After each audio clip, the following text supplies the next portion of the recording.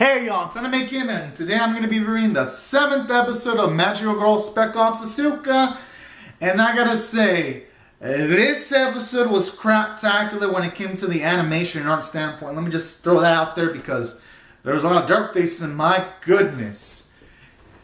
The animators can't be bothered to animate a single fight scene, with the exception of a few scenes here and there, like when there was like a shootout, still shots. When Asuka cut the arm off of a magical girl item user, not a magic girl, but a magic user, fucking still shot. When it showed like the pigtailed magical girl have her first sequence, it was also done through still shot. It's like,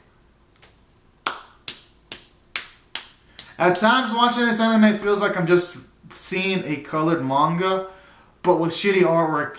And I haven't read the Magic Girl Spec Ops Asuka manga, but I'm assuming the manga's way better than fucking this anime so far. Just going by the art, not even the art quality's up to snuff.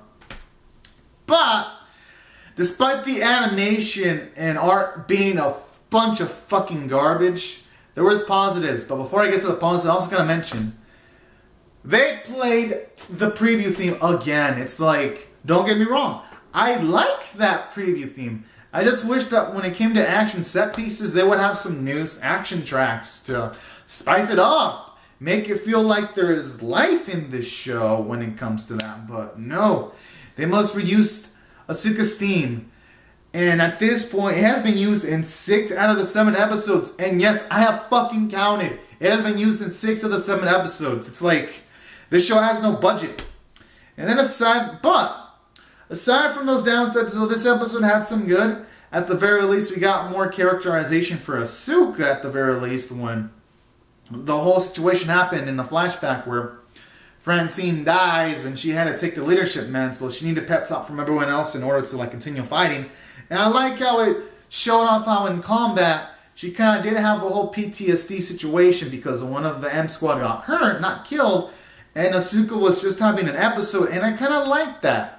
Showing off that on the first mission, Asuka's not going to be there 100%. She's going to have to accumulate herself into this type of action-packed environment all over again.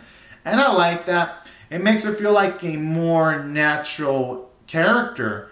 And that's the kind of stuff I like to see in anime. Her being slowly eased in. Since this is a smaller mission and Kunimi was there, so there was enough slack to be picked up by the others. And then when Kunimi yells, "Protect me," Asuka gets back into action and she takes care of the situation by cutting off the arm of the magical item user. So there were positives about this episode to enjoy. And then the introduction to M Squad was pretty nice. How we got to get some of the names, like one of them is Scotty, the other one's Issei and all that. And we got to see their quirky little personalities, and those meant for some nice comedic sequences so that if something bad were to happen to them, I would actually care about them, because at the very least, even though they're not the most fully fleshed out characters, at least now we have their names so that we're not just thinking about, oh, M Squad member. At least now we have a name and a face to attach them to. So that was also another good thing about this episode, I gotta say.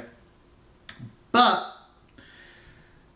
it really does feel like this show's hampered sometimes by the animation quality, because there were action sequences in this episode, a lot of them, but it was more like a slideshow PowerPoint presentation than an actual animated show. So that's why, taking all these factors in consideration, I'm going to rate this episode a 5 out of 10. It's average. Yes, there was good moments in the episode, and they even introduced one of the magical girls with the pigtails that might have to conflict against Asuka in the future because she has to do something for the sake of her own sister, this pigtail magical girl.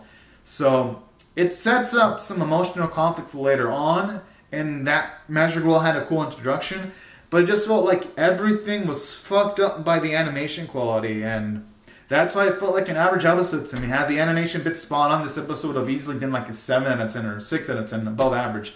But it's just average, and yeah, these are pretty much my thoughts. Overall though, I'd say the story content's still good. And I cannot wait to see more, even though this episode could have been better than it actually was. So anyways, guys and gals, these are my thoughts on the episode. Comment down your thoughts on this below in the comment section. Rate the video, subscribe, and I'll see you guys later. Subscribe for more. Alright, thank you so much for watching, everyone. Bye-bye.